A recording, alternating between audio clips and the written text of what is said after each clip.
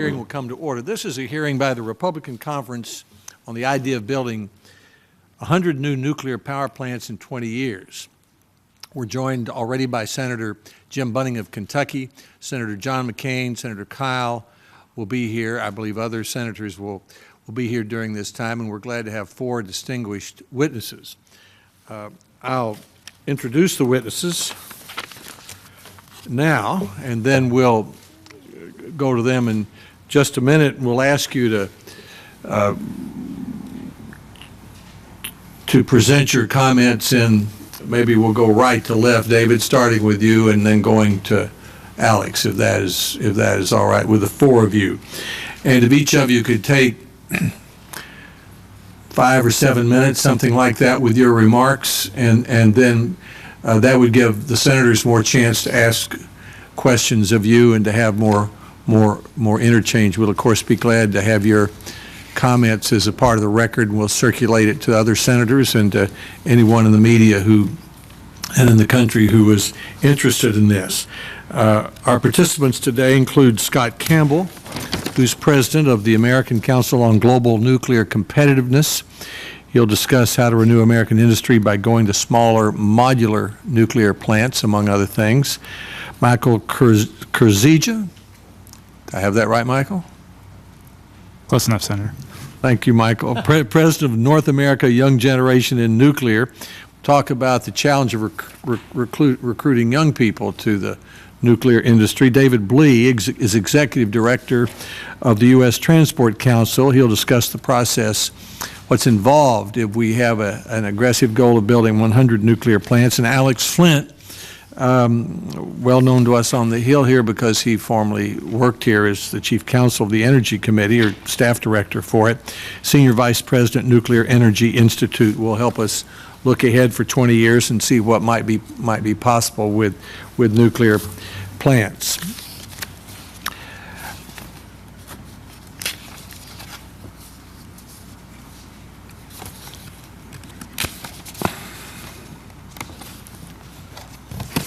Republican senators have adopted as a challenge the idea of building 100 new nuclear power plants during the next 20 years. We understand the importance of other forms of alternative energy and renewable energy. I went to Oak Ridge a year ago, Oak Ridge National Laboratory in our state, and suggested we have a series of mini Manhattan projects that would put America on the path to clean energy independence. And that would focus on 7 grand challenges, including plug-in electric cars and trucks, carbon capture from coal plants, making solar power cost competitive, recycling used nuclear fuel, advanced biofuels from crops we don't eat, green buildings, and finally, fusion. But today we're talking about what we do in the meantime being the next 20 years. And our proposal is that our nation commit itself to building 100 new nuclear power plants between now and 2030 while we figure out renewable energy. That would double the number of nuclear plants approximately. It would increase the share of electricity that nuclear produces in the United States to probably above 40%. From the 20% today. Today, nuclear produces about 70% of the pollution-free, carbon-free electricity in the country, compared with 4% of the pollution-free, carbon-free electricity that's produced by the sun, the wind, and the earth. So if you care about climate change, if you care about reliable electricity, if you care about low-cost electricity, and you care about American energy independence, it seems to us that 100 new nuclear plants is the place to start, especially since it's a technology we invented but seem to have put aside while France, Japan, India, China, other countries in the world move ahead using our technology to produce jobs, energy, lower their carbon emissions, and lower their pollution emissions. So that's our goal. We intend to stay on this goal for as long as it takes. Our hope is that we have presidential leadership of the kind that would have the President say to the Department of Energy and say to the Nuclear Regulatory Commission, give me a plan by which I can lead the country to build 100 nuclear power plants between now and 2030. What would it take to do it? What are the obstacles in the way? What would make that possible? We believe it's a realistic plan. So our goal is 100 nuclear power plants in the next 20 years while we figure out renewable energy. We're delighted to have today already two Republican senators, Senator Jim Bunning of Kentucky, a longtime member of the Energy Committee, Senator Jeff Sessions of Alabama, who's been a leading spokesman on nuclear energy. And I would ask Senator Bunning and Senator Sessions if they would each like to make a comment, and then we'll go to the witnesses. Thank you, Mr. Chairman. I would like to, first of all, welcome all of our witnesses today. As Congress debates the future of clean energy and emission-reducing technologies, we cannot leave out the role of nuclear power or nuclear energy. We are at a crossroads with the future of domestic nuclear energy. We have not had a new nuclear plant come online in 13 years, and we have not issued any new licenses in 55 years. This process is obviously broken and will remain so as long as we refuse to move with responsible storage for nuclear waste. Nuclear energy cannot have a future if we do not come up with a comprehensive plan to deal with the waste, whether it is through storing it permanently in a repository like Yucca Mountain or through reprocessing it. Congress came up with a solution for nuclear waste disposal in 2002. I was very disappointed to see the administration's budget proposal this year for Yucca Mountain, which essentially zeroed it out. The Department of Energy has a contractual obligation to take possession of nuclear waste by 1998 and has been found liable in courts by utilities for compensation for storing it. The long-delayed Yucca Mountain project has cost American taxpayers over $9 billion over the past 20 years. Zeroing out funding for it is irresponsible and costly to all of our taxpayers in the United States. We cannot afford to continue to pay to this project while the administration looks into alternative places for storage. We must have some option for storage coupled with reprocessing in order to move forward with developing our nuclear industry. If we do not, I believe the Nuclear Regulatory Commission will not license any new reactors and the industry will remain at a standstill. I'm looking forward to hearing from our witnesses today about we as a Congress can do to help jumpstart this industry. If we are serious about any type of clean energy debate, then we cannot leave out nuclear power. Thank you, and I'm looking forward to your comments. Senator Sessions. Thank you, Senator Alexander and Senator Bunning, for those comments, and I really appreciate, Lamar, your leadership on this important issue. The way I see it, pretty simple to me, that American energy policy should emphasize three things. One, national security. Number two, economic vitality in our country, not sap our growth, but the kind of new technologies that can actually enhance our growth, and environmentally sound, that doesn't harm our environment and actually would help clean up our environment. I guess you can see why this is a trifecta, nuclear power, can't you? It's all American made, creates 600-700 jobs plus thousands in the construction phase, all American. Number two, it's economically preferable to other sources of energy, particularly as we can expect that coal and natural gas and other sources will go up in the future and increase in expense. And it emits no pollutants into the atmosphere and zero CO2. I mean, this is a win-win for us. And so I want to hear the panel, and we'll talk about the issues. I would just say that Senator McCain, who I hope could join us, during the campaign raised this issue.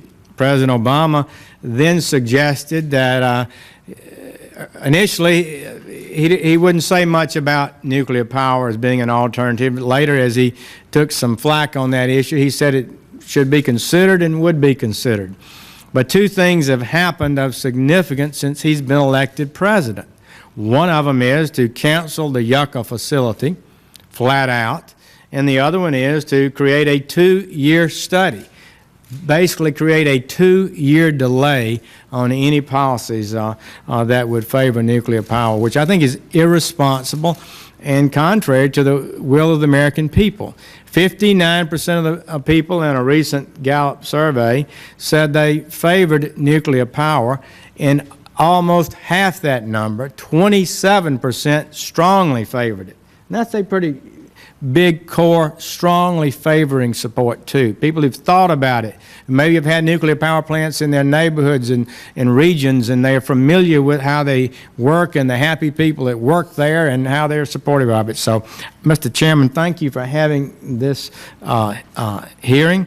I hope that we'll learn something about the challenges that we face, and I hope some way, somehow, we can get this country committed to building 100 new nuclear power plants. It would be fabulous for our economy, fabulous for our environment, and fabulous for our national security. Thank you.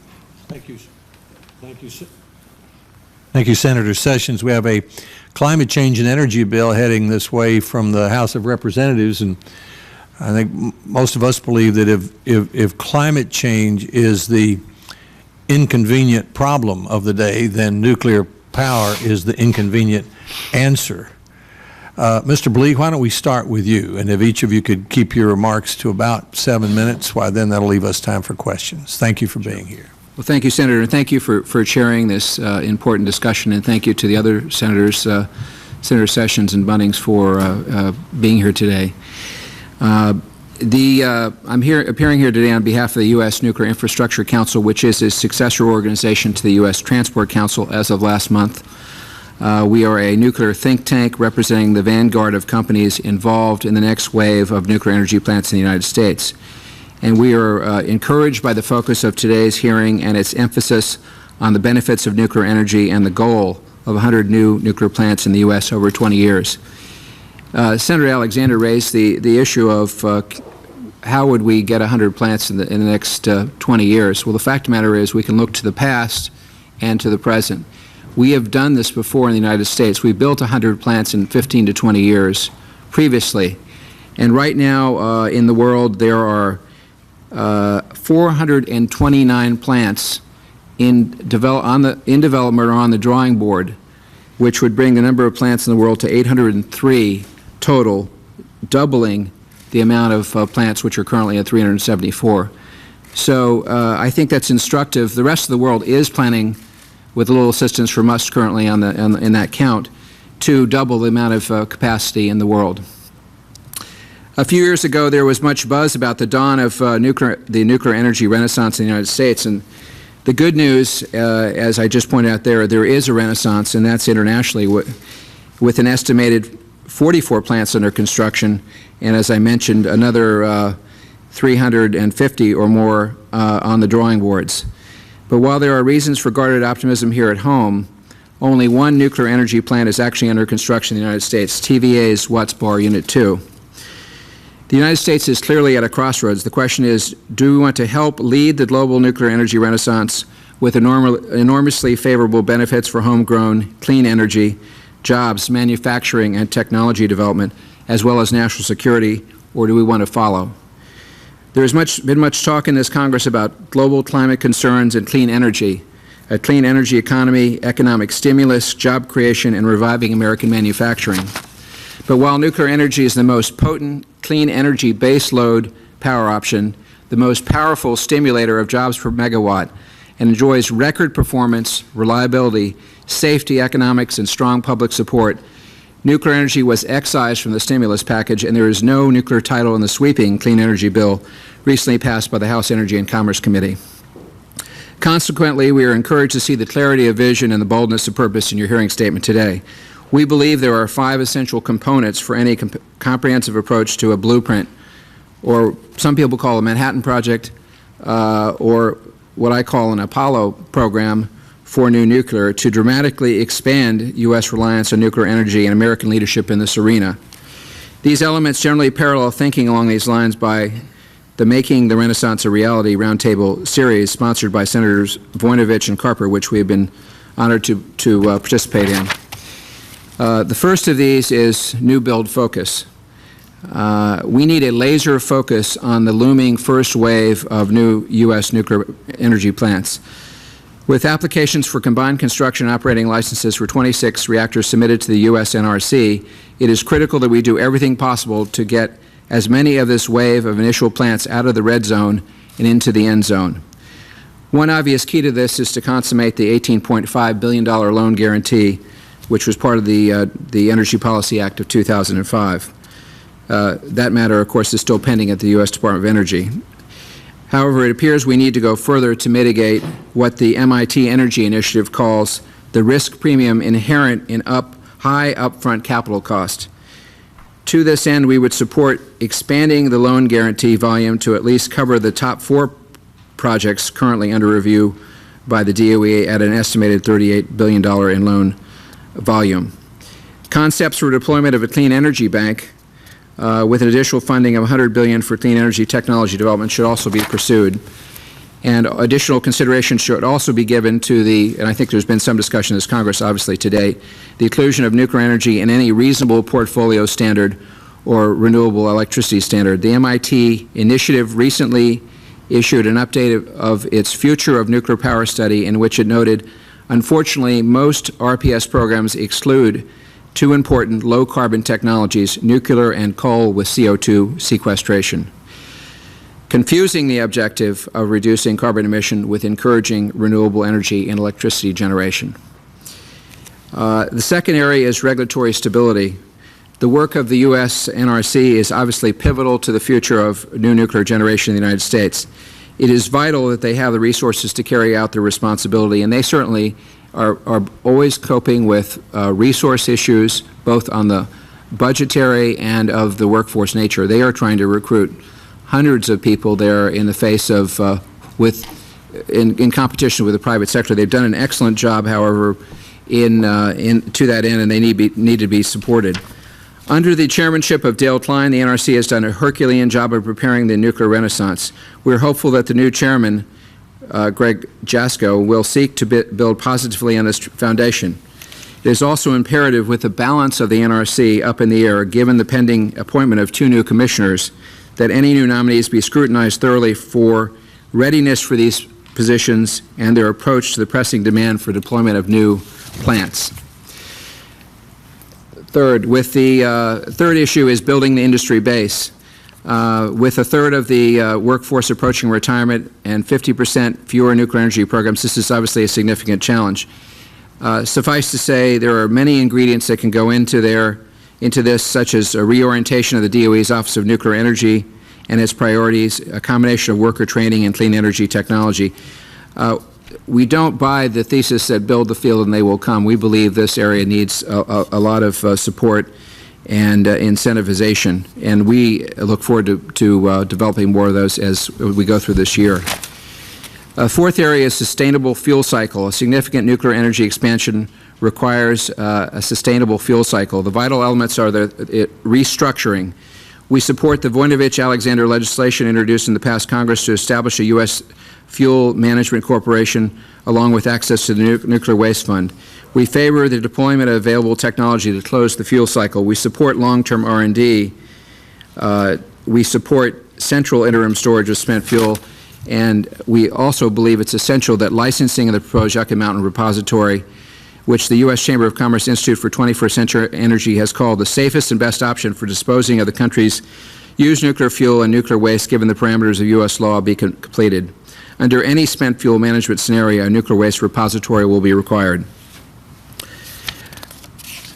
final area is, given concern about safeguards and security of nuclear materials internationally, it is increasingly evident that our non-proliferation programs can't be business as usual.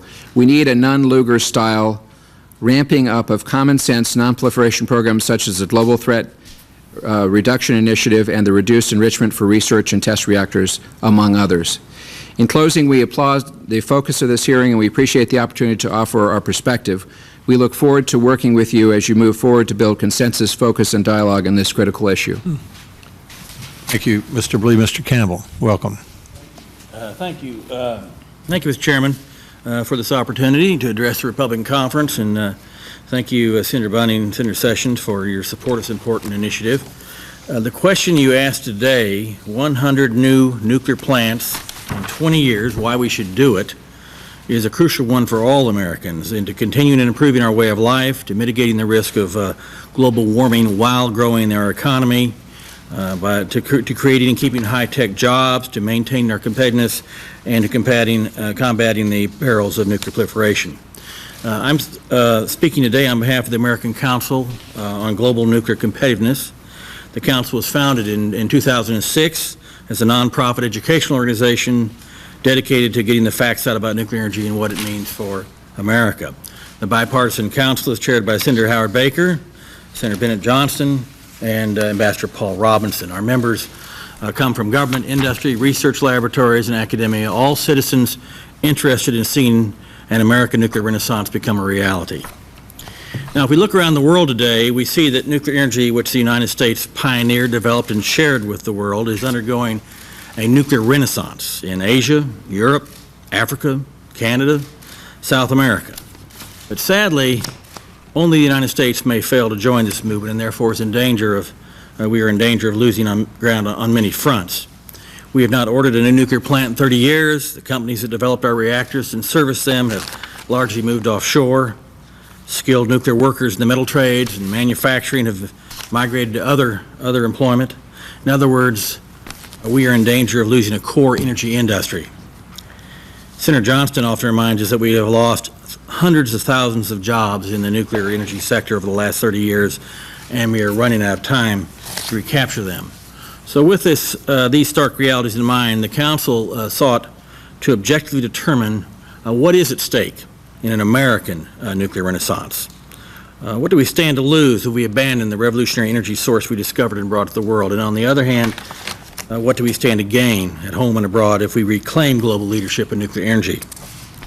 To answer these questions, the Council conducted a number of investigations. Most recently, Chairman, we looked at the two principal concerns, the economy and the environment. And we sought to determine what impacts an American nuclear renaissance would have on economic growth, on job creation, and CO2 reduction. And we commissioned Oxford Economics, which had evaluated the British nuclear industry for their government, to take a close look at our situation. They had no dog in this fight, and they provided an objective third-party analysis of the impacts of a nuclear revival and what they would have on economic growth, job creation, and the environment. Oxford Economics conducted a study in a couple of stages. They did a macro first and then a state-by-state analysis, which is quite interesting. They completed the investigation before the Great Recession arrived, and the impressive findings are all the more dramatic now against the backdrop of historically high unemployment and recession. Oxford looked at what the electric power industry is planning to do. They evaluated a scenario which is about half the size of what we've postulated today, the 100-reactor scenario. But it's instructive of what we could accomplish if we did this, if we achieved these goals. The Oxford study assumed the construction of 52 new nuclear plants built by 2030. That was based upon plants that were planned and those that need to be replaced over that period of time, 4 new enrichment plants and 1 large recycle plant. And to get started, Oxford asked, what happens if we build no plants? In that case, nuclear capacity, which produces 20% of our electric power today, will drop to nearly zero by 2050. And those who think renewables will take up the slack should think twice. I would say, even if we double the contribution of renewables, primarily wind and some solar, you would produce less than maybe 5% of demand. But what happens if the U.S. builds 52 plants and 5 support facilities over the next 20 years? Well, it's pretty instructive. 350,000 jobs, with 45,000 of them being high-tech, high-value-added manufacturing jobs. Value-added benefits, which reverberate throughout the economy from the supply chain and spending by wage earners, would reach $45 billion. Carbon savings, CO2 reductions, would reach 450 million tons CO2. And there would be import savings beyond that, from importing less foreign oil and gas, particularly natural gas, $49 billion. Now, in terms of the question posed today, if the U.S. were to build 100 new reactors in 20 years, job creation and CO2 reductions would likely double, approaching 700,000 jobs and taking 900 million tons of CO2 out of the atmosphere. Our takeaway from this study is that the nuclear build-out will produce real jobs in the near and medium term, a point that I think the Chairman has made, and will create long-term, high-quality work for many American workers beginning now and lasting well into the future. The Council believes that we must be realistic about job creation. This happened before, as David pointed out. This can happen again. We can reclaim many of the jobs that were lost. We all have high hopes for the green tech revolution, but it remains to be seen when and how many jobs it can really deliver. We know from American history what nuclear reactor manufacturing and plant construction can do for the economy and for job creation. We can only guess what the much-touted green tech revolution will do for men and women who need work now and for skilled workers who are leaving the nuclear energy industry as I speak. It should be no surprise that the AFL-CIO is one of the most prominent supporters of an American nuclear renaissance. And finally, Mr. Chairman, just a point on nonproliferation. The Council examined earlier how the loss of U.S. leadership in the nuclear industry affects our ability to lead global nonproliferation efforts in the future. And this is sobering. We consulted experts in the field. We worked with the national laboratories at Sandia and Los Alamos, and our conclusion, in short, was this: the U.S. discovered nuclear energy, shared its peaceful use with the world through Eisenhower's Atoms for Peace program. We were the dominant supplier of reactors, had a monopoly on nuclear fuels for many years. As such, American nuclear companies were the innovators, the suppliers, and active partners in nuclear technology worldwide. In so doing, we were able to create and lead the international nonproliferation regime based upon the NPT. The regime, of course, operated well for decades, as we know, but is under pressure now, was shaken by the Aki Khan scandal, and then now being challenged by the Iranian nuclear program. But the bottom line is, for the United States to continue to lead effectively on the nonproliferation front, it must be at the table. And to be at the nonproliferation table, the U.S. must be actively engaged in the nuclear energy industry, something that is not happening. Our withdrawal from nuclear manufacturing, our failure to build new reactors, our retreat from industrial leadership all this means that increasingly we're not at the table, and those at the table will make the rules. And we could have some very different rules in the future. Historically, the U.S. and the world suffer when the United States fails to lead, and nonproliferation will be no exception. Thank you very much. If we abandon our nuclear capabilities, Mr. Chairman, and lose our position at the nonproliferation table, we erode our industrial base. We lose our technological edge in advanced nuclear systems, we lose a skilled workforce, and we weaken our country abroad. If we launch the American nuclear renaissance along the lines that this committee is recommending, we can preserve a vital industry, create thousands of new jobs, combat global warming, and continue to lead global efforts to manage proliferation risks. Thank you, sir. Thanks, Mr. Campbell. Michael, now I want to get this. Kurzeja? That's correct, Senator. Good. Michael Kurzeja, welcome. Thank you for coming. Good afternoon.